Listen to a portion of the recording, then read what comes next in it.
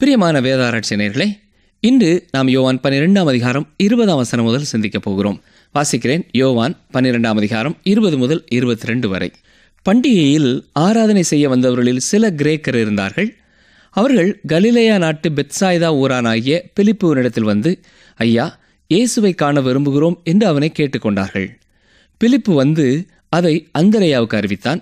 பின்பு அந்திரேயாவும் பிலிப்புவும் அதை இயேசுவுக்கு அறிவித்தார்கள்.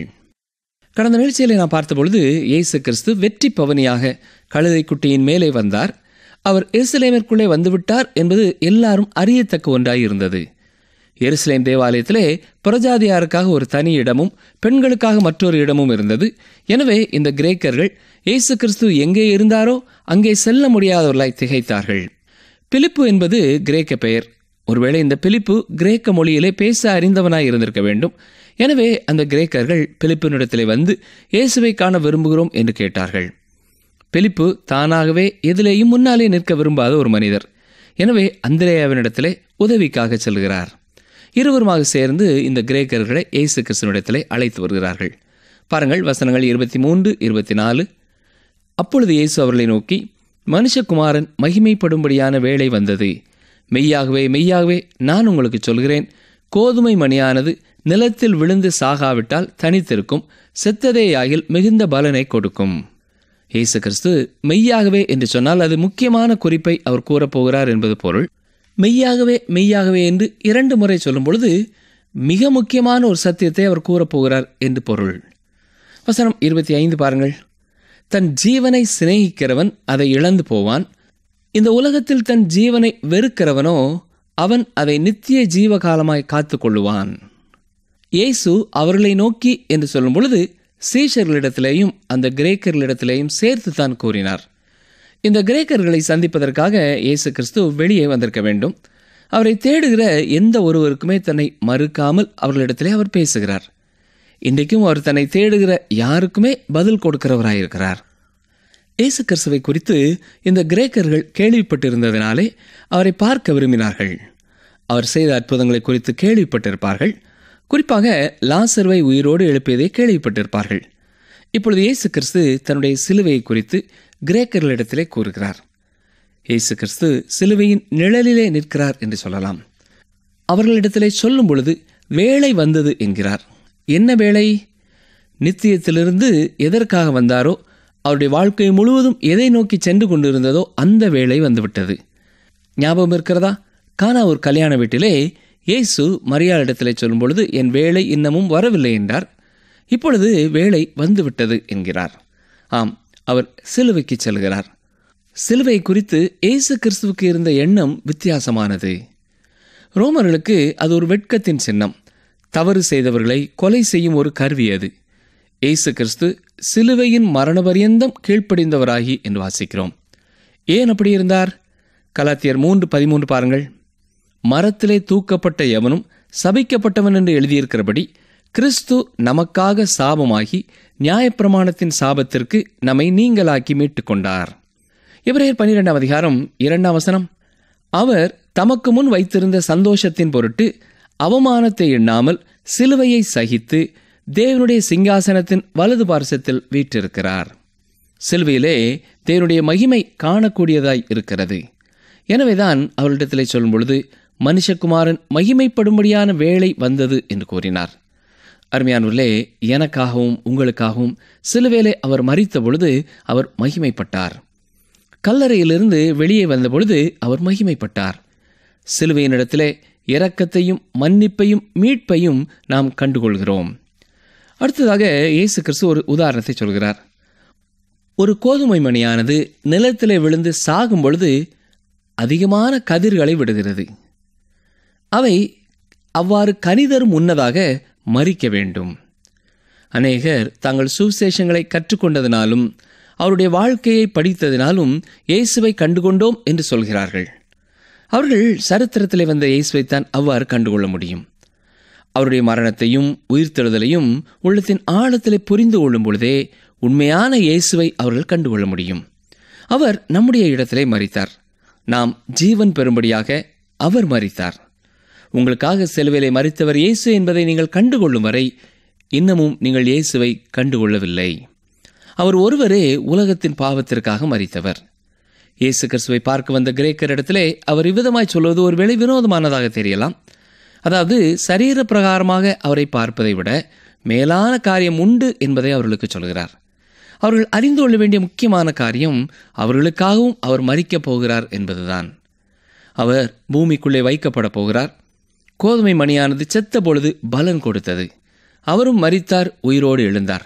இது நாம் காண வேண்டிய முக்கியமான ஒரு குறிப்பு. 2 விதமான வாழ்க்கை குறித்து அவர் சொல்கிறார். மனோரீதியான ஒரு வாழ்க்கை, சரீர பிரகாரமான ஒரு வாழ்க்கை. இந்த உலகத்தில் உள்ள காரியங்களை அனுபவிக்கும் வாழ்க்கை, உணர்ச்சிகளை திருப்திப்படுத்தும் வாழ்க்கை அது. இந்த உலகத்திலே அநேகருக்கு இதுதான் உற்சாகம் தரும் வாழ்க்கையாயிருக்கிறது. இதை சொல்லும் பொழுதுதான் அவர் தன் ஜீவனை சிநேகிக்கிறவன் என்று சொல்கிறார். நீங்கள் விரும்பியபடி வாழலாம், குடிக்கலாம், போதை மருந்துகளை எடுக்கலாம். ஆனால் என்ன நடக்கப் போகிறது? ஒரு நாள் நீங்கள் மரிக்கப் போகிறீர்கள். நீங்கள் இழந்து போகப் போகிறீர்கள். வருத்தத்தோடு தான் இதை சொல்கிறேன். ஆனால் இந்த உலகத்தின் காரியங்களுக்காக மட்டும் நீங்கள் வாழ்வீர்கள் என்றால் நித்தியத்தை நீங்கள் இழந்து போவீர்கள். டெக்சாஸ் மாநிலத்திலே செல்வ செழிப்பான ஒரு பட்டணத்திலே ஒரு செல்வந்தர் மரித்து போனார். அவருடைய அடக்க ஆராதனையிலே ஒரு போதகர் ஒரு சுவிசேஷ செய்தி கொடுத்தார். பின்னர் பிரசங்க பீடத்திலிருந்து இறங்கி சரீரம் வைக்கப்பட்டிருந்த அந்த பெட்டி அண்டை வந்து நின்றார். பாவமானது ஒரு தனி மனிதனை என்ன செய்யும் என்பதை குறித்து விளக்கி இறுதியாக அது அவனை நரகத்திற்கு கொண்டு செல்லும் என்பதையும் தெளிவுபடுத்தினார். கேட்டுக்கொண்டிருந்தவர்களுக்கெல்லாம் அது என்னவோ செய்தது. சற்று நேரத்திற்கு பின்னர் இந்த சரீரத்தை பார்வையிடும்படியாக அவர்களை அழைத்த பொழுது அவர் சொன்ன காரியம் என்ன தெரியுமா? இவருடைய வாழ்க்கை முடிந்து விட்டது. அவர் வாழ்ந்து முடித்து விட்டார். அவர் தேவனுக்கு விரோதமாய் வாழ்ந்தார். இயேசு கிறிஸ்துவுக்கு தனது முதுகை காட்டினார் என்று கூறிவிட்டு கூட்டத்து மக்களை பார்த்து, நீங்களும் ஆண்டவராய் இயேசு கிறிஸ்துவண்டை திரும்பவில்லை என்றால் இவ்வாறுதான் உங்களுடைய வாழ்க்கையும் முடிவடையும் என்று கூறினார். அருமையானவர்களே, மிக தெளிவாக அவர் அந்த இடத்திலே சுவிசேஷத்தை அறிவித்து விட்டார். ஏனென்றால் அந்த மரித்த செல்வந்தர் திருச்சபையிலே ஒரு முக்கியமான அங்கத்தினராய் இருந்தாலும் வேதத்திலே உள்ள எல்லா கற்பனைகளையும் மீறி வாழ்ந்தார். திருச்சபை சட்டங்களையும் தாண்டி வாழ்ந்தார். எனவே போதகர் கூறிய வார்த்தைகளுக்கு யாரும் எதுவும் சொல்லவில்லை. நாமும் இவ்வண்ணமாகவே கூற வேண்டும். தன் ஜீவனை சிநேகிக்கிறவன் அதை இழந்து போவான். இந்த உலகத்திலே தன் ஜீவனை வெறுக்கிறவனோ அதை நித்திய ஜீவகாலமாய் காத்து கொள்வான். நீங்கள் இந்த உலகத்திற்காகவும் இதில் உள்ள பொருட்களுக்காகவும் வாழாமல் இருப்பீர்கள் என்றால் நித்தியத்திற்காக நீங்கள் வாழலாம். நித்தியமான வாழ்க்கை எப்படி வருகிறது? கோதுமை மணியானது நிலத்திலே விழுந்து மரித்து உயிரோடு எழும்பியதினாலே வருகிறது. ஆம், இயேசு கிறிஸ்து நம்முடைய பாவத்திற்காக மரித்து உயிரோடு எழும்பியதினாலே நமக்கு நித்திய ஜீவனை அவர் கொடுத்திருக்கிறார்.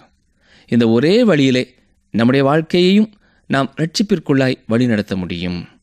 யோவான் 12:26 வாசிக்கிறேன். ஒருவன் எனக்கு ஊழியம் செய்கிறவனானால் என்னை பின்பற்ற கடவன். நான் எங்கே இருக்கிறேனோ அங்கே என் ஊழியக்காரன் இருப்பான். ஒருவன் எனக்கு ஊழியம் செய்தால் அவனை பிதாவானவர் கனம் பண்ணுவார். அவர்கள் அவரை பின் செல்லும்படியாக அவர் கூறுகிறார். அவர் சிலுவையை நோக்கி போகிறார். அவர் வாக்கு கொடுப்பது என்ன? அவர் எங்கே இருக்கிறாரோ அங்கே அவருடைய சீஷர்களும் இருப்பார்கள். எனக்கு ஊழியம் செய்கிறவனை பிதாவானவர் கனம் பண்ணுவார் என்றும் கூறியிருக்கிறார். யோவான் 12:27 இப்பொழுது என் ஆத்துமா கலங்குகிறது. நான் என்ன சொல்லுவேன்? பிதாவே, இந்த வேளையில் நின்று என்னை ரட்சியும் என்று சொல்வேனோ? ஆகிலும் இதற்காகவே இந்த வேளைக்குள் வந்தேன். அருமையானவர்களே, நீங்களும் நானும் அறிந்து கொள்ள முடியாத ஒரு வேதனை சிலுவையிலே உண்டு. அவர் மனிதனுடைய கரங்களிலே மட்டும் பாடுபடவில்லை, அதைவிடவும் அதிகமாக பாடுபட்டார். ஏனென்றால் என்னுடைய பாவமும் உங்களுடைய பாவமும் சிலுவையிலே அவர் தொங்கும் பொழுது அவர் மேலே வைக்கப்பட்டது. எனவேதான் ஏசாயா 53:3 சொல்லும் பொழுது அவர் துக்கம் நிறைந்தவரும் பாடு அனுபவித்தவருமாய் இருந்தார் என்று குறிப்பிட்டிருக்கிறார். ஆம், சிலுவையிலே இயேசு உலகத்தின் பாவத்தை சுமந்து தீர்த்தார். ஏசாயா 53:4 பாருங்கள். மெய்யாகவே அவர் நம்முடைய பாடுகளை ஏற்றுக்கொண்டு நம்முடைய துக்கங்களை சுமந்தார். நாமோ அவர் தேவனால் அடிபட்டு வாதிக்கப்பட்டு சிறுமைப்பட்டவர் என்று எண்ணினோம். நம்முடைய பாவம் அவர் மேலே வைக்கப்பட்டது. அவர் நமக்காக பாவமானார். ஏசாயா 53:10 பாருங்கள். கர்த்தரோ அவரை நொறுக்கச் சித்தமாகி அவரை பாடுகட்குட்படுத்தினார். அவருடைய ஆத்துமா தன்னை குற்ற நிவாரண பலியாக ஒப்புக் கொடுக்கும் போது அவர் தமது சந்ததியை கண்டு நீடித்த நாட்களாயிருப்பார். அவர் பரிசுத்தராயும் பாவமில்லாதவராயும் பாவிகளை விட்டு பிரித்தெடுக்கப்பட்டவராயும் இருந்தாலும் எனக்காகவும் உங்களுக்காகவும் பாவமாக்கப்பட்டார். இந்த வேதனை தான் என்னாலும் உங்களாலும் புரிந்து கொள்ள முடியாத ஒரு வேதனை. எலிசபெத் என்ற ஒரு புத்தக ஆசிரியர் எழுதும் பொழுது அவர் எவ்வளவு ஆழமான தண்ணீரை கடந்தார் என்றும் எவ்வளவு இருளான இரவை கடந்தார் என்றும் மீட்கப்பட்ட யாருக்கும் தெரியாது என்று எழுதியிருக்கிறார். ஆம், அவருடைய ஆத்மா பயங்கரத்திலே நின்றது. இதற்காகவே அவர் உலகத்திற்கு வந்தார். அருமையானவர்களே, வேதனை மட்டுமல்ல, சிலுவையிலே மகிமையும் இருக்கிறது. அதை குறித்து அதிகமாக நினைத்து அவருக்கு ஸ்தோத்திரம் செலுத்த வேண்டும். அப்போஸ்தலனாகிய பவுல் இதை குறித்து சொல்லும் பொழுது கலாத்தியர் 6:14 நானோ நம்முடைய கர்த்தராகிய இயேசு கிறிஸ்துவின் சிலுவையை குறித்தே அல்லாமல் வேறொன்றையும் குறித்து மேன்மை பாராட்டாதிருப்பேனாக. அவரால் உலகம் எனக்கு சிலுவையில் அறையுண்டு இருக்கிறது, நானும் உலகத்திற்கு சிலுவையில் அறையுண்டு இருக்கிறேன் என்று கூறியிருக்கிறார். அருமையானவர்களே, இந்த வசனம் இதற்கு முந்தைய 2 வசனங்களோடும் எவ்வளவு அழகாக பொருந்தி இருக்கிறது என்பதை நீங்கள் கவனித்தீர்களா? இயேசு கிறிஸ்து உயர்ந்த பணிக்காக ஆயத்தமாகிறார். மனித சமுதாயத்திற்காக இன்னும் சில நாட்களிலே அவர் தன்னையே பலியாக கொடுக்க போகிறார். எனவே அவரை பின் செல்கிறவர்களை பார்த்து அதே சவாலை வைக்கிறார். ஒருவன் எனக்கு ஊழியம் செய்வானானால் என்னை பின்பற்ற கடவன். ஒரு மனிதனுடைய வாழ்க்கையை பார்த்தே அவன் எங்கே போய்க் கொண்டிருக்கிறான் என்பதை கூறிவிட முடியும். ஒருவேளை நீங்கள் சொல்லலாம், நான் விசுவாசத்தினாலே ரட்சிக்கப்பட்டிருக்கிறேன் என்று நினைக்கிறேன், ஏனென்றால் நீங்கள் விசுவாசத்தை தான் முக்கியப்படுத்துகிறீர்கள் என்று கூறலாம். அது சரியானதுதான். நீங்கள் ரட்சிக்கப்படுகிறீர்கள் என்றால் உங்களுடைய விசுவாசத்தை அவர் மேலே வைக்க வேண்டும். அப்போஸ்தலர் 16:31 இதைத்தான் தெளிவாக பார்க்கிறோம். கர்த்தராகிய இயேசு கிறிஸ்துவை விசுவாசி, அப்பொழுது நீயும் உன் வீட்டாரும் ரட்சிக்கப்படுவீர்கள். ஆனால் அருமையான சகோதரனை சகோதரியே, மற்றும் ஒரு காரியத்தையும் நான் சொல்ல விரும்புகிறேன். உண்மையாகவே நீங்கள் அவரை விசுவாசிப்பீர்கள் என்றால் அது உங்களுடைய வாழ்க்கையிலே மாற்றத்தை ஏற்படுத்தப் போகிறது. அது உங்கள் வாழ்க்கையிலே மாற்றத்தை ஏற்படுத்தவில்லை என்றால் நீங்கள் உண்மையாகவே அவரை விசுவாசிக்கவில்லை என்றுதான் பொருள். இந்த உலகத்திலே பணத்திற்கு மேலே பணம், செல்வத்திற்கு மேலே செல்வம், வீட்டிற்கு மேலே வீடு என்று உலகத்திற்காகவே ஓடிக்கொண்டிருப்பவர்கள் எப்படி கர்த்தருக்காக காத்திருக்கிறார்கள் என்று சொல்ல முடியும்? தன் ஜீவனை ரட்சிக்கிறவன் அதை இழந்து போவான். இது எவ்வாறு அடுத்து வரும் வசனத்தோடு இணைவாய் இருக்கிறது என்பதை சற்றே கவனியுங்கள். நான் எங்கே இருக்கிறேனோ அங்கே என் ஊழியக்காரனும் இருப்பான். ஒருவன் எனக்கு ஊழியம் செய்தால் அவனை பிதாவானவர் கனம் பண்ணுவார். நம்மோடு கூட அவர் வருவதை குறித்து இங்கே முக்கியத்துவப்படுத்தப்படவில்லை, அவர் இருக்கும் இடத்திற்கு நாம் செல்வதை குறித்து இது சொல்லுகிறது. வேதத்தை பூர்ணமாக விசுவாசியாத ஒரு திருச்சபைக்கு சென்ற ஒரு மனிதன், ஐயா, நான் அங்கே ஆராதனைக்காக செல்லவில்லை, ஆனால் நான் கர்த்தரை எடுத்துக்கொண்டிருக்கிறேன் என்று கூறினானாம். அருமையானவர்களே, கர்த்தர் அந்த திருச்சபைக்கு செல்வதில்லை. நீங்கள் செல்லும் இடத்திற்கு அவர் வருவதில்லை. அவர் இருக்கும் இடத்திற்கு தான் நீங்கள் செல்ல வேண்டும். நம்முடைய ரட்சிப்பு விலை குறைந்த ஒன்று அல்ல. அவர் சொன்னது போல அந்த வேளையானது அவரால் ஏற்றுக்கொள்ள முடியாத ஒன்றுதான். அந்த பாத்திரம் அவரை விட்டு நீங்க கூடுமானால் நீங்கும்படி பிதா செய்ய வேண்டும் என்றுதான் கேட்டார். சிலுவையிலே உலகத்தின் பாவத்தை சுமக்கும்படியாகத்தான் உலகத்திற்கு வந்தார் என்பதை அறிந்தும் அவர் அவ்வாறு கேட்டார். ஏனென்றால் அது அத்தனை பயங்கரமான ஒரு நேரம். இருந்தாலும் பிதாவே, உமது நாமத்தை மகிமைப்படுத்தும் என்றார். யோவான் 12:28 பாருங்கள். பிதாவே, உமது நாமத்தை மகிமைப்படுத்தும் என்றார். அப்பொழுது மகிமைப்படுத்தினேன், இன்னமும் மகிமைப்படுத்துவேன் என்கிற சத்தம் வானத்திலிருந்து உண்டாயிற்று. அவருடைய பிரதான விருப்பம் பிதாவை மகிமைப்படுத்த வேண்டும் என்பதே. இது நமக்கு எவ்வளவு பெரிய ஒரு உன்னதமான பாடத்தை கற்றுக் கொடுக்கிறது இல்லையா? நம்முடைய வாழ்க்கையிலே நாம் விரும்பாத காரியங்கள் நடைபெறும் பொழுது எத்தனை முறை நாம் தேவனை குறை சொல்கிறவர்களாயும் அழுது அடம்பிடிக்கிறவர்களாயும் இருந்திருக்கிறோம். இயேசு கிறிஸ்துவோடு சேர்ந்து, பிதாவே, இந்த பாடுகள் வழியாகவும் இந்த வேதனைகள் வழியாகவும் உம்முடைய நாமத்தை நீர் மகிமைப்படுத்தும் என்று சொல்லும் அளவிற்கு நாம் வளர வேண்டும். இயேசு கிறிஸ்துவின் அந்த வார்த்தைக்கு பரலோகம் அமைதியாயிருக்க முடியவில்லை. சத்தம் கேட்கும்படியாக பிதா உடனே பதில் சொல்லுகிறார். என்ன சொன்னார்? மகிமைப்படுத்தினேன், இன்னமும் மகிமைப்படுத்துவேன் என்கிற சத்தம் உண்டாயிற்று. அருமையானவர்களே, ஊழியத்தின் ஆரம்ப காலத்திலே அவர் ஞானஸ்நானம் பெற்ற பொழுது பிதா பேசினார். இடைக்காலத்திலே மறுரூப மலையிலே அவர் பேசினார். இங்கே ஊழியத்தின் இறுதியிலேயும் பிதா பேசினார். கவனித்தீர்களா? இது எல்லாமே அவருடைய மரணம் தொடர்பான சம்பவங்களாகவே இருக்கிறது. உலகத்தின் பாவத்தை சுமந்து தீர்க்கும் தேவ ஆட்டுக்குட்டி என்று அடையாளம் காட்டும் பொழுது அவர் பேசினார். எலியா மோசேயோடு கூட பாடு மரணங்களை குறித்து அவர் பேசிக் கொண்டிருந்த பொழுது பிதா பேசினார். இங்கே இறுதியாக அவருடைய ஊழியத்தின் இறுதி காலத்திலே இயேசு தனது பாடு மரணங்களை குறித்து பேசிக் கொண்டிருந்த பொழுது பிதா பேசினார். யோவான் 12ஆம் அதிகாரம் 29-30 வசனங்களை வாசிக்கிறேன். அங்கே நின்று கொண்டிருந்து அதை கேட்ட ஜனங்கள் இடி முழக்கம் உண்டாயிற்று என்றார்கள். வேறு சிலர் தேவதூதன் அவருடனே பேசினான் என்றார்கள்.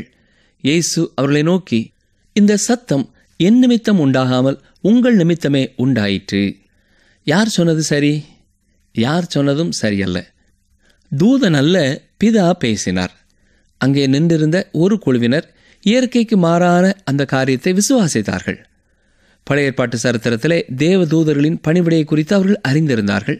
ஆனால் கர்த்தருடைய தூதன் என்று பழைய ஏற்பாட்டிலே சொல்லப்பட்டிருப்பது இயேசு கிறிஸ்து உலகத்திற்கு வரும் முன்னதாக இருந்த நிலை என்பதை அவர்கள் அறியாதிருந்தார்கள். ஆனால் வானத்திலிருந்து உண்டான சத்தம் தேவனிடத்திலிருந்து கொண்டு வரப்பட்ட செய்தி என்பதை ஒத்துக்கொண்டார்கள். அடுத்த குழுவினர் இது ஏதோ இடி முழக்கம் என்று கூறினார்கள். இயற்கையான ஒரு விளக்கத்தை கொடுக்கிறார்கள். இன்றைக்கும் அநேக ஜனங்கள் இதே விதமாய்த்தான் இயேசு கிறிஸ்துவை குறித்து செயல்படுகிறார்கள். வேத புத்தகத்திலே அநேக குறைகள் இருக்கிறது. எழுதப்பட்டிருக்கிற அற்புதங்கள் எழுதப்பட்டபடியே நடக்கவில்லை என்பார்கள். அவர்கள் விசுவாசியாதபடியினாலே அது இடி முழக்கம் என்கிறார்கள். அருமையானவர்களே, ஒரு வேத ஆராய்ச்சி கூட்டத்திலே நடைபெற்ற சம்பவத்தை சொல்கிறேன். அந்த வேத ஆராய்ச்சியிலே வெளிப்படுத்தின விசேஷித்த செய்தி தொகுப்பு கொடுக்கப்பட்டது. அங்கே இருந்து ஒருவர் அந்த குழுவை பார்த்து, வெளிப்படுத்தின விசேஷத்தை எல்லாம் நாம் புரிந்து கொள்ள முடியாது என்று சொன்னாராம். இது அவருடைய அறியாமையை வெளிப்படுத்துகிறதா இருக்கிறது. வெளிப்படுத்தின விசேஷம் மிக ஒழுங்கும் கிரமமாய் சொல்லப்பட்டிருக்கிற ஒரு சத்தியம். சிலருக்கு அது வெறும் இடி முழக்கமாய்த்தான் இருக்கிறது. வேதவசனம் தெளிவாய் சொல்கிறது, இயேசு கிறிஸ்துவின் பிறப்பு ஒரு அற்புதம். அவருடைய வாழ்க்கை அற்புதங்களால் நிறைந்திருக்கிறது. அவருடைய மரணமானது ஒரு கோதுமை நிலத்திலே விழுந்து செத்ததைப் போல இடம்பெற்றது. அவர் பூமிக்குள்ளே தொடர்ந்து இல்லை. கோதுமை போல அவர் வெளியே வந்தார். இயேசு கிறிஸ்து உயிர்த்தெழவில்லை என்று சிலர் சொல்வார்கள். அவருடைய எலும்புகளை இந்த உலகத்தில் யாரும் எடுக்க முடியாது. ஆம் பிரியமானவர்களே, இப்படி சத்தியத்தை வெறும் சத்தம் என்று மட்டும் நினைத்து கொண்டிருக்கிறவர்கள் உண்டு. இது அறிவுள்ளவர்கள் பேசும் வார்த்தைகள் அல்ல. ஆவிக்குரிய சத்தியங்களையும் வேத வசனங்களையும் அறிந்து கொள்ள ஆவிக்குரிய ஞானமும் தாகமும் தேவை. கர்த்தருடைய வார்த்தை அண்டை வரும்பொழுது பரிசுத்த ஆவியானவரே அதை நமக்கு விளக்கி காண்பிக்க வேண்டும் என்ற உணர்வு பெற்றோர்களாய் இருக்க வேண்டும். வேத வசனங்களை வானொலியிலே கேட்டாலும் சரி, தொலைக்காட்சி நிகழ்ச்சியிலே கேட்டாலும் சரி, ஆலயங்களிலே நாம் கேட்டாலும் சரி, தூய ஆவியானோர் மட்டுமே நம்முடைய உள்ளத்திலே அதை நமக்கு விளக்கி காட்ட முடியும். ஆனால் அப்படி அவர் விளக்கி காட்டும் பொழுது அதற்கு கீழ்ப்படிய வேண்டியது நாசியிலே சுவாசமுள்ள ஒவ்வொரு மனிதனிடத்திலேயும் தேவன் எதிர்பார்க்கும் உண்டு. அருமையான சகோதரனே, சகோதரியே, நம்முடைய வாழ்க்கையிலையும் கர்த்தருடைய வசனத்தின் மூலமாய் அவர் சொல்லுகிற காரியங்களுக்கு நாம் அவ்வப்பொழுது கீழ்ப்படுகிறோமா? அவருடைய சத்தத்தை நாம் புரிந்து கொள்ளும் வண்ணம் பரிசுத்த ஆவியானவர் நமக்கு உணர்த்தும் பொழுது நாம் உணர்ந்து கொள்கிறோமா? இதை சற்றே எண்ணி பார்ப்போம். ஜெபம் செய்வோம். எங்களை நேசிக்கிற நல்ல ஆண்டவரே, உம்முடைய பாடு மரணங்களை குறித்து உம்முடைய சீஷர்களுக்கு மட்டுமல்ல, அன்று உம்மிடத்தில் வந்த கிரேக்கர்களுக்கும் நீர் வெளிப்படுத்தினீர். சிலுவை மூலமாய் நீர் மகிமைப்பட்டீர். அதற்காக உமக்கு நன்றி செலுத்துகிறோம். வேதனைகளின் மத்தியிலேயும் பிதாவினுடைய மகிமை ஒன்றே உம்முடைய குறிக்கோளாய் இருந்தது. அதே போல எங்களுடைய வாழ்க்கையிலையும் பாடுகள் வேதனைகள் வழியாக நாங்கள் கடந்து வரும் பொழுதும் உம்முடைய நாமம் மகிமைப்பட வேண்டும் என்ற ஒரே எண்ணம் எங்கள் வாழ்க்கையின் லட்சியமாக அமைய நீரே கிருபை தர வேண்டும் என்று சொல்லி நாங்கள் ஜெபிக்கிறோம். இயேசு கிறிஸ்துவின் நாமத்தினாலே வேண்டிக் கொள்கிறோம் பிதாவே, ஆமென்.